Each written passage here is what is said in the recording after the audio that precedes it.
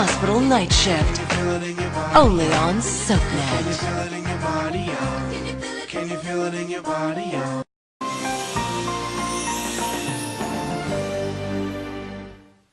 All right, you tell me again, like a 6-year-old. We were at the warehouse, me and Colleen, with Kevin. He was trying to get Janet to show up. She didn't show. We left. Kevin actually left with you. No, but... No buts. Buts? There should be no buts. Kevin was upset that Janet blew him off. He was out of there. You're certain? You are absolutely, positively sure? Yes. I'm sure you're wrong. Jenna.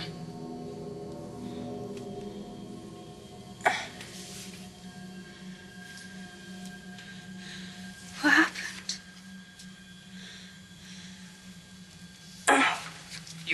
You were going, gone.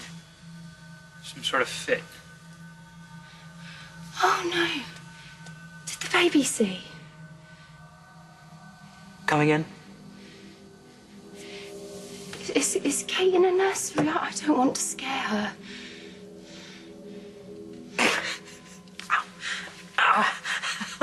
What? Did you give the baby a bottle? What the hell is going on? Well, apparently Jenna has faked being sick, and now, she's talking about our child. Kate. And Nigel? He's 3 years old. He looks just like you. Yeah? And I forgot. Where do we live? You know where we live. Yorkshire. What happened to your face? Hang on, what's going on here? You could have had an amazing career in theater, seriously. Like I would ever have children with a nut job like you. My husband. My husband. Why? Why? Hey, come on, what's going on? The Young and the Restless will continue. If we treat every indigent that walked through these doors, this hospital would be bankrupt within a month. This is Dr. Drake's second big fight with senior staff in under a week. Drake Jr. is an arrogant, egotistical fool, but that doesn't mean that he's in the wrong here. Then why is Dr. Ford yelling at him? Did you not hear one word I just said? No one is exempt from the rules. Doctors Drake and Scorpio violated procedures to save a man's life. Now they have to face the consequences. But isn't it their job to save lives? The only job that you should be concerned with, Jolene, is your own. Because if you two are going to start working the night shift, then you're going to see stuff that's 10 times crazier than this. The cop seized our entire shipment. Yeah. How much is that going to set us back? At least $250,000. Oh, if you gentlemen will excuse me, I would rather not be in the room when you are discussing potentially illegal. Diane, how are you going to defend my guys if you don't, know the details of what happened?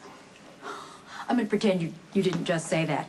I am up to my neck preparing Jason's defense, and now you want me to arrange bail for every two-bit thug you've got on your payroll? What do I pay? I pay you to do the job. Ms. Miller's stature should only concern herself with you and Mr. Morgan. I'm sure I can arrange for someone else to handle the more mundane task of bailing out the 2 dock workers.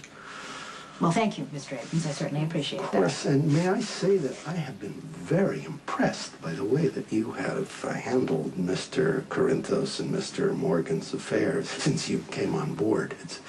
It's a comfort to know they're in such lovely and capable hands. Diane, could you give us just like a minute? Certainly. I'll go get myself a latte. Do you want anything? No. It was very nice to have met you, Mr. Abrams. It was my pleasure. Close the door. Okay, let's just get some... Okay, Diane is my lawyer. I don't want you hitting on her. And all due respect, you're in no position to criticize. Are you feeling better? Thank God you had one medium in your closet. It must be the only one you have. I'm glad I could help. Thank you, I did. I had papers to deliver to a client. I didn't want to have to do it soaked. We're sick. I just hope that Carly's little stunt didn't send you into some sort of a relapse or I'm not anything. 100% yet, but I'm much better, honestly. I've never felt better. That's good. I mean, that's really good news. I just hope you don't mean, like, feel better, like you think you're good enough to get into a relationship with Jerry Jacks, that kind of better. Trust me. I tolerate him, that's all, because he's Jack's brother. That's it. End of story. Good. I mean, that's good news because, you know, he may seem kind and caring, but that man is really ruthless. I mean, trust me on this. A man like that could hurt you in ways that you can't even imagine. You heard me, foul beast. Run while you still can. Spinelli, please. A bit of advice while trying to intimidate your opponent. First, wipe the chocolate off your mouth. Leave him alone. That way they might take you seriously. Don't worry. Mr. Jacklin and I were just playing, weren't we? You don't worry about my brother-in-law. He was just leaving. Get out of here. Give the boys my best. Bye, chocolate face. What were you thinking? Jerry could have killed you. I'm sorry, Valkyrie. It won't happen again.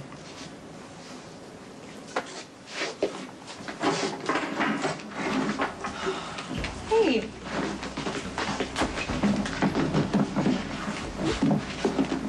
Can I get you? An orange soda with a side of testosterone? Excuse me? Be honest. Brutally. Even, does the loyal little sister find the jackal to be incredibly wimpy?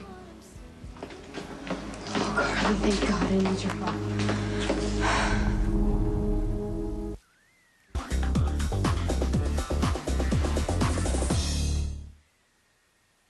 This is absurd. Banishing us as Saturday nights in the ER?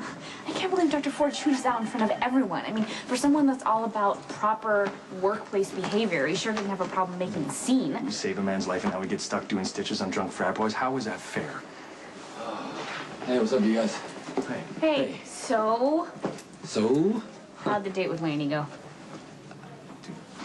Does the whole hospital know? Your mom hates it when the nurses gossip, but she pretty much told everybody that her son was going out with Dr. Laney Winters. All right, I think it's time that me and my mother had a few words. Has anybody seen her? No, but I will tell her that you're here when I see her. Thank you. See you later. Man. So, how'd it go? It didn't go quite like I had planned. What, no bugs? Oh, no, there was plenty of bugs. Lots of bugs. But Laney didn't seem to mind. She drank the beer and ate the burgers, and she even thanked me after we had our date. Okay, well, so far I'm not hearing any problems. Well, Laney's not quite as uptight as I might have thought she was before. You know, she might even be a little likable. I mean, of course, under different circumstances. Yeah, and you wouldn't dream of asking her out again because you might make your mom happy. Sounds like something I would do.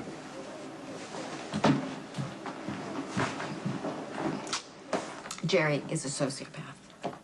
You should know he held you and Nicholas and 13 other people hostage over a briefcase. And even with my weakness for the deranged, I would find it difficult to be attracted to a man like Jerry. Well, I would hope so. But, I don't know, you have been spending a lot of time with him. I'm his attorney. I have to.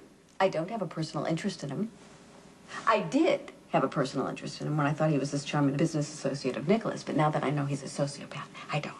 Okay, I don't want to go dredging up the past, but you did think that Rick was a charming, great, superb guy at one time, too. Look how that